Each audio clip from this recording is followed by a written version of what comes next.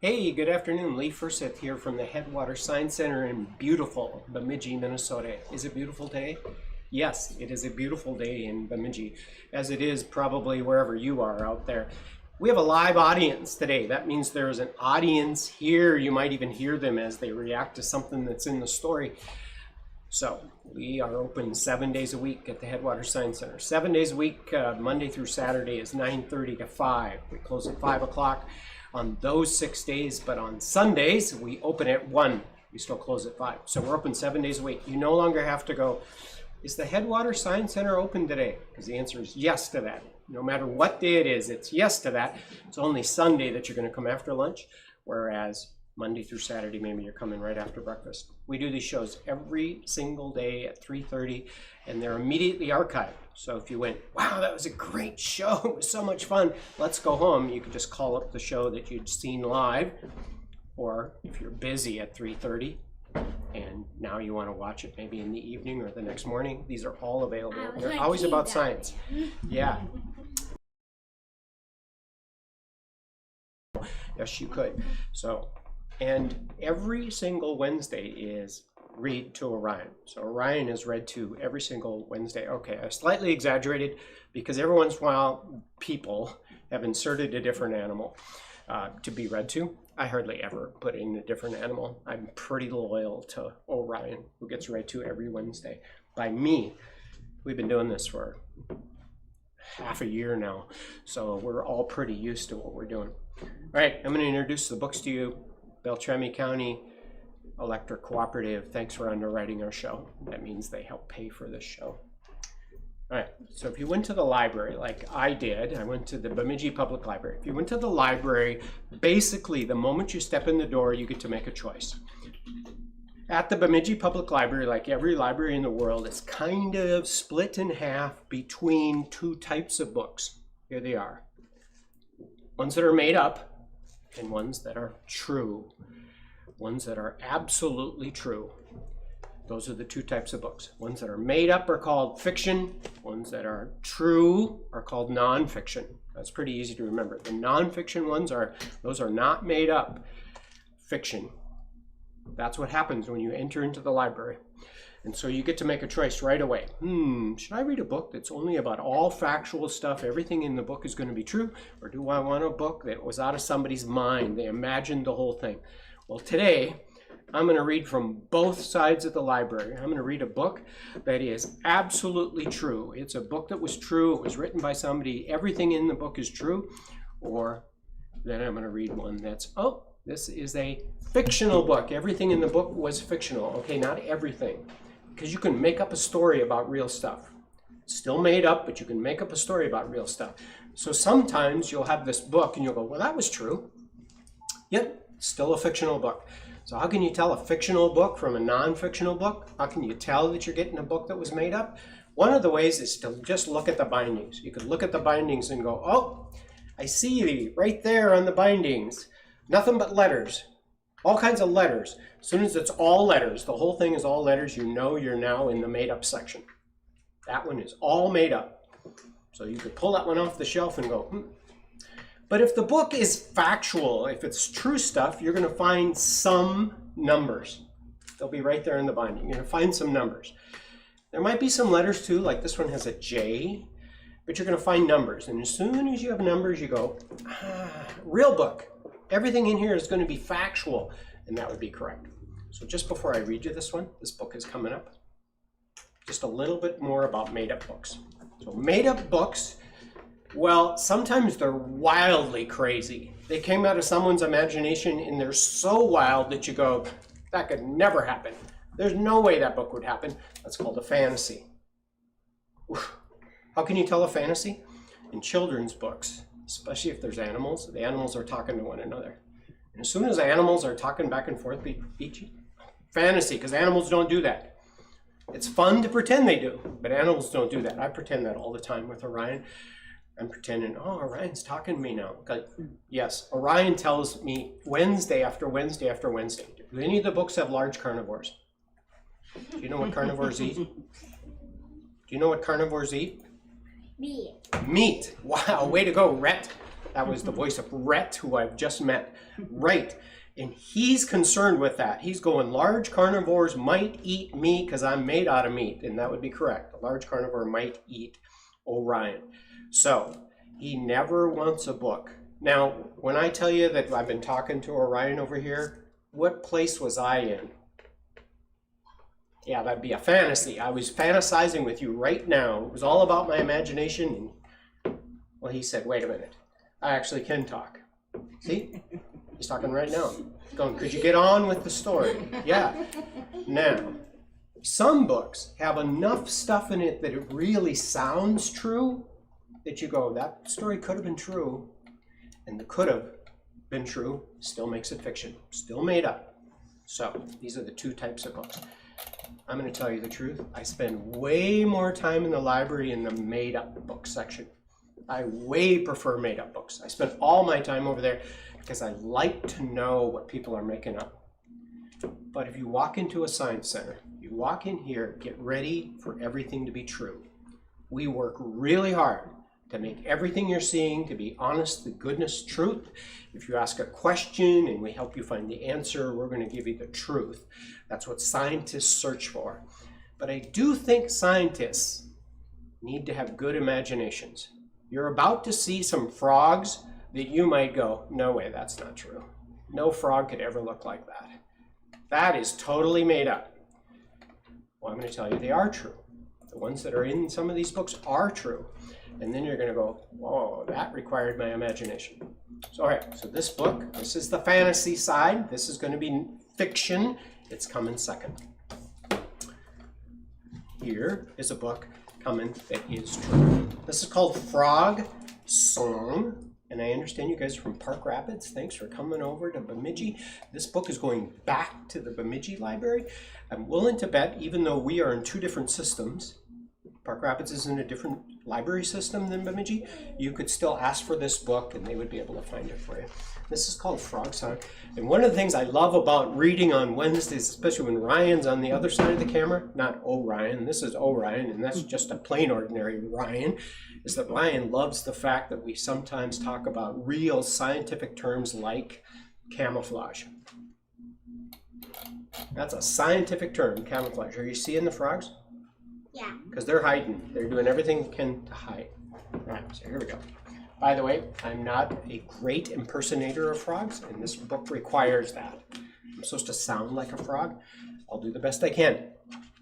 I'm not a frog, and I never really impersonated ones. Frogs have a song for trees, bogs, burrows, and logs.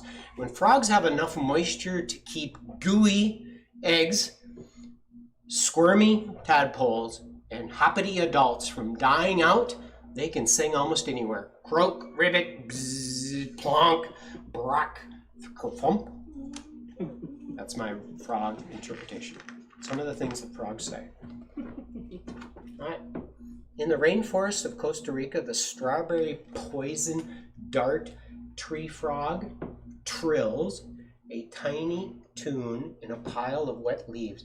Bzzzt, bzzzt. She goes. The female hops over to lay 5 eggs, squishy squirm. When the tadpoles hatch, she carries each of them in a separate pool of water high up into the trees. See what I told you about, ooh, this is all true, but that frog looks almost imaginary. Doesn't that frog look imaginary? Yeah, so here comes the next one. This is a really interesting thing that's going on here because you can see the tarantula. That's a tarantula. So why are we talking about tarantulas? In Oklahoma, that's a state in the United States, in Oklahoma, the Great Plains narrow-mouthed toad, that's the name of him, the narrow-mouthed toad stays moist in a shady spider hole. So he lives in a spider hole. Then he emerges to belt out a song. Bzz, bzz, bzz, bzz. He lives with a tarantula and keeps the burrow free of insects. Zap. The tarantula eats some of the frogs, but not all of them. Think about that. He lives in a tarantula hole. In the equator, The song of the Syrian toad rattles across the swamp. Click, clack, click, clack, click, clack. The female carries 100 eggs in the skin on her back. I think that's Ecuador. Oh, is it Ecuador? Yeah. Thanks. What did I say in Ukraine? Thanks. Wow, that thing Mhm. ugly crap. It's great reading to a live audience because they will respond. And this girl carries them around on her back. So there are the eggs. Sloop, sloop. After 4 months, small froglets break through her skin and swim away. She's carrying the eggs for how long? Did you catch that? 4 months. It's a long time. This frog goes 4 months with 100 eggs on her back, sounds like it'll be heavy. and they could be heavy. In northern Australia, the scarlet-sided pottlebonk sings by a pond after heavy rain. Bonk, bonk, bonk. That's his song. Bonk, bonk, bonk. Sounds like that. The female frog lays her eggs on the water and whips the gooey mass into a ball of bubbles. Fwish! This floating raft protects the eggs until the tadpoles hatch. Wow, nice technique. There's a really interesting one coming up. In Spain, the song of the male midwife toad, it's called the male midwife toad, clangs like a bell. Tink, tink, tink, tink. He carries a string of sticky eggs and crouches under a wet log to keep them moist. Swizzle, squiz. When he feels the tadpoles squirming, he hops, hops, hops to find a pool where they hatch. So in this case, the father has the job. He's hopping around with that. And again, that could be heavy. All right, this one's interesting because this one is in Chile. That's a country in South America. It's kind of along the west side of South America. The Darwin's frog sings in the beech forest. Chirp, tweet, chirp, tweet. Almost sounds like a bird, doesn't it? There are birds that sound like that. The male guards 30 eggs in the damp leaves for 3 weeks. He's guarding the leaves 3 weeks. When the tadpole wiggles, he scoops all of them up into his mouth.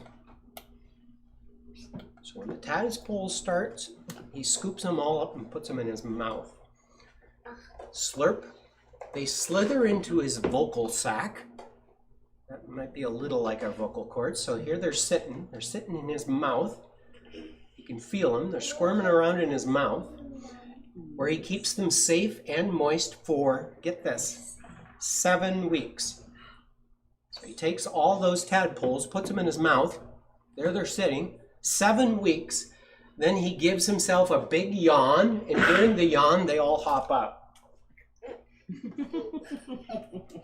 Okay, so I talked about 2 different things, 2 different kinds of books in a library. Wild fantasy are fiction books made up, and then there's ones that are true. Just so you know, this is on the true side. These are non-fiction stories. Like in Ethiopia, the shovel-nosed frog bellows a song from a dried-out pond. Bzzz. The female uses her pointy snout to dig a burrow. She keeps her eggs moist until heavy rain floods the nest. Drizzle drop. The tadpoles hatch, and the nest starts to dry up. The mother digs a channel through the mud so the tadpoles can slide into a larger pool if it dries all the way out.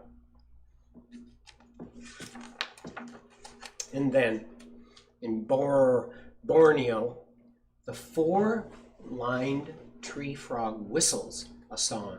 Sweet, sweet, sweet. The female lay eggs on a leaf dangling over a stream. Swizzle, swish. She stirs up a foamy nest to keep the eggs moist. And when the tadpoles break out, they just plop right down into the water. That's her technique. And then in the Australian desert, the water-holding frog loads his tissues and his bladder with as much water as he can get Then he digs deep into the ground. During months of inactivity, he sheds layers of his skin that form a cocoon to keep him moist. Plink, plunk, plink, plunk. If he hears raindrops, he breaks out of the cocoon and sings, mwah, mwah, mwah. The tadpoles must mature in 2 weeks, or they will dry up right there in the desert sun.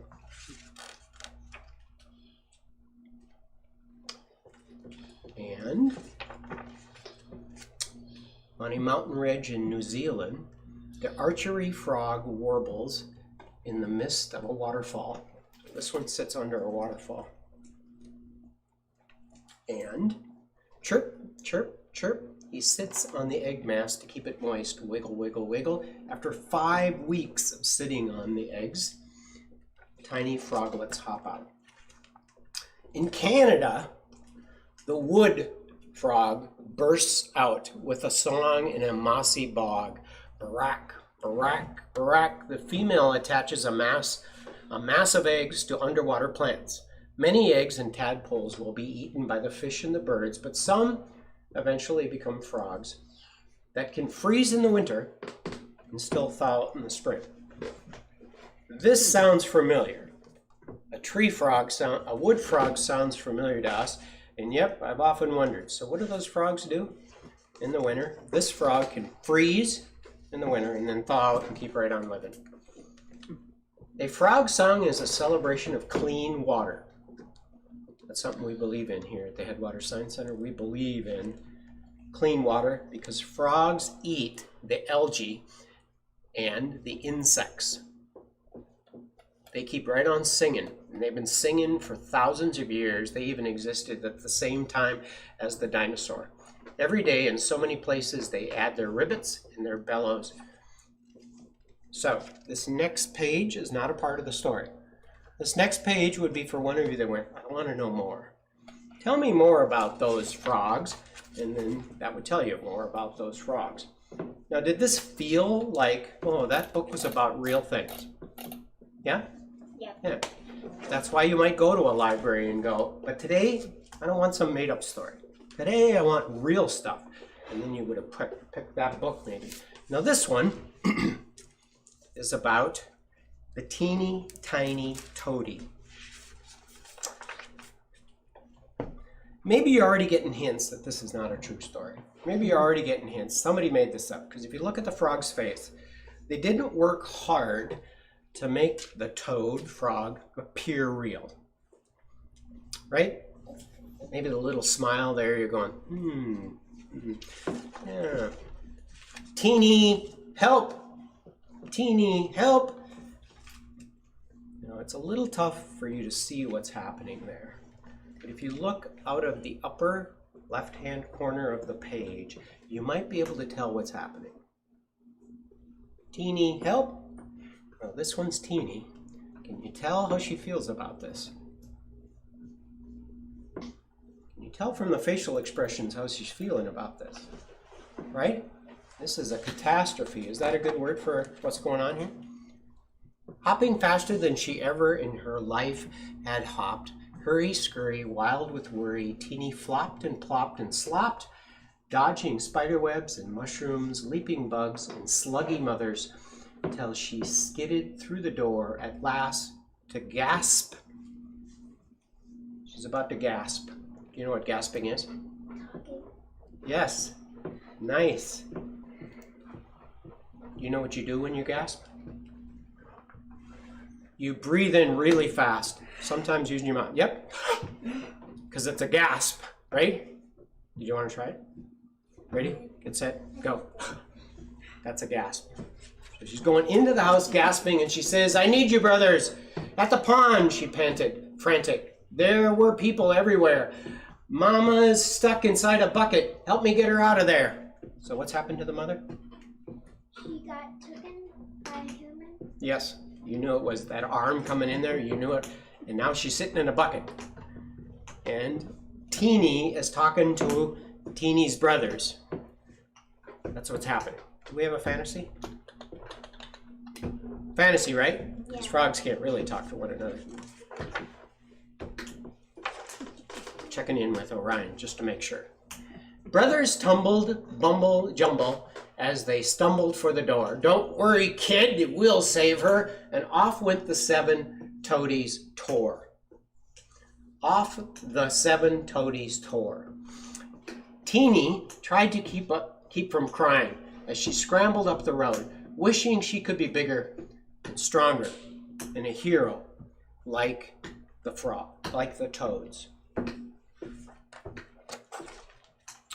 When she found her brothers pushing, she rushed in to give a nudge. Muscles popped, faces reddened, and still the bucket wouldn't budge. Did you hear that? Did you hear that sound? Did you hear that on the screen? Wow. I don't know if that got picked up. Yeah, you do know we have 3 live raptors up here. Maybe the owl was saying, good story, I like it. Of course, owls hunt toads and frogs, maybe. Brothers put their heads together, saying, phooey, and what now? From their ankles, Teeny wondered, could we lift her out somehow? That's Teeny's idea. Could we lift her out somehow? Someone bent way down to listen? No, they patted her on the head. Then he swept her from the huddle. We can handle this, they said to Teeny. We can handle this. We can take care of it. Stand on shoulders, somebody shouted. Build a toady pyramid. It took lots of sweat and twisting, but eventually they did. Please save her, Teeny pleaded. Toadies stretched as best they could, till one wibbly-wobbly brother, stretched farther than he should. Teeny said, you need a ladder. Teeny said, you need a ladder. Guys, a ladder's what we need. You're a genius, brother, one toad said. He rocks, the rest agreed. So they hurried to the pond to gather reeds and bendy stuff. Then they looped and lashed and knotted till each rung felt strong enough. What are they building? A ladder. Got to get in the bucket, right? Got to get in the bucket so we can get Mom out of the bucket. Mom's in the bucket. Got to get her out. Mom's in the bucket. Got to get her out. And the ladder idea actually came from Teeny. One of the other brothers took credit, but so as they climbed, their sister hollered, won't you need some kind of a rope? This is Teeny going, won't you need some kind of rope? Did a single toady brother pay attention to her? Nope. They just teetered on their tippy toes around the bucket's top. One said, everybody reach. Uh-oh. What are they trying to do? I can't even reach it far. Reaching over the bucket's rim and save the mother. They're reaching down. Plimp, plip, ploop, ploop, plippity ploop, plop. See what's happening? No. Now we got a problem. What just happened? Teeny stood there blinking, rooted like a tree. Now who will rescue everybody? Like she had a choice. Me, she said. The only one not in the bucket. I'm too little, Teeny blubbered. I can't do it, not alone. But she had to. Had to. Tiny Teeny on her own.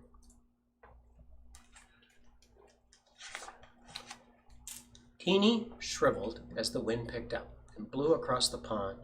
As she watched it flutter, lily pads and everything beyond, an idea fluttered deep inside of her warty little head, till she chased it around. This is the idea, chasing the idea around in her head, and pinned it down. I've got it, she said.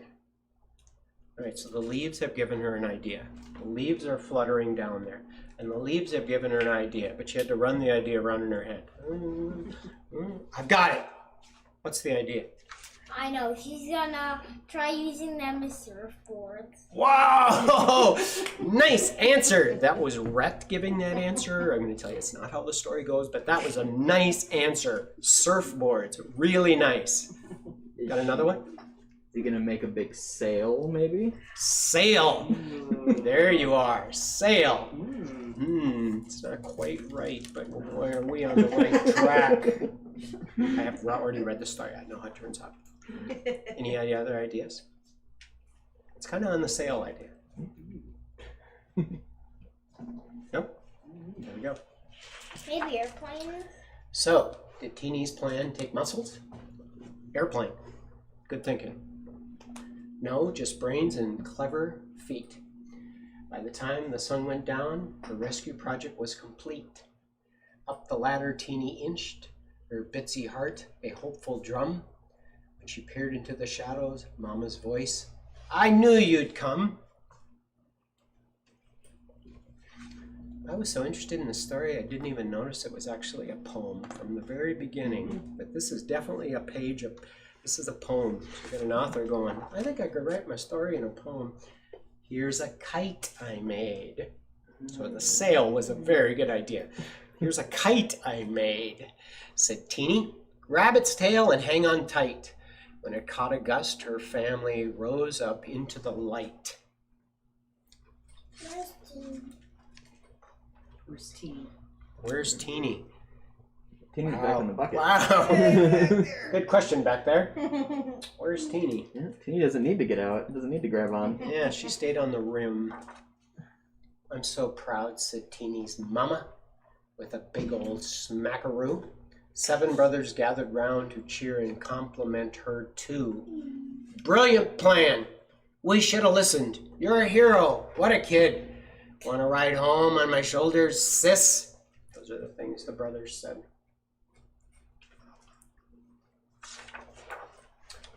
She absolutely did. And unlike the last story, this one doesn't have a page explaining everything that was in that story. All right, so now we've had a fantasy. That was a fantasy, right? Although getting a frog toad out of a bucket might make good sense. And we've had an absolutely real story. Here are 2 more. I'm not going to read them today. I'm just going to show them to you. So you could go to the library and say, I want to know more about frogs and toads. Woogie's still talking. Still talking. Oh, Still yeah. talking. He's going, do you think you could read another one? I think that's probably quite a bit enough, Orion. I really appreciate that you'll like another one. Now, these were at the library too. So I've got these from the real side of the library, the nonfiction side. And these explain a little thing. But I thought maybe I could ask Ryan to make absolutely sure that this book right here begins by saying that really frogs and toads are one and the same. Well, not quite. Toads are frogs, but they're kind of specialized. So frogs are frogs, and toads are frogs. Mm-hmm. So if you ever saw one hopping along, you could say, "There's a frog," and you'd always be right. Mm-hmm. But sometimes, if you said, "Oh, there's a toad," sometimes actually that would be a frog. It's called a true frog. How can you tell the difference? What was like suction cups on frogs and the end of their toes? Wow. Some frogs do Yeah. have that. And there's not on the toad. The frogs we have downstairs, the tree frogs, do have those little toes. Yeah, And the toad exactly. You're going to want to look at them real carefully. This book said that basically toads spend way more time on land. Mm-hmm. And because they do, they have shorter legs, they're more muscular legs, and probably their skin is a little thicker and much drier. Frogs, on the other hand, spend more time in water, so they're going to have toes with maybe suction cups on the bottom. Their skin is going to be smoother and maybe not quite as thick. And the interesting thing they said was their legs will be longer, not necessarily as strong, because they spend a lot of time in the water. It's the same way with turtles and tortoises, too. All tortoises are turtles, but not all turtles are tortoises. Yeah, yeah. And that came from this book. I'm not going to read that one to you today, but All right, we do this every single day at 3:30. Thanks for tuning in. Thanks for being here because we had a wonderful live audience today. Thanks to Beltrami Electric Cooperative for helping us out and bringing these shows. Ryan, it's a good time for you to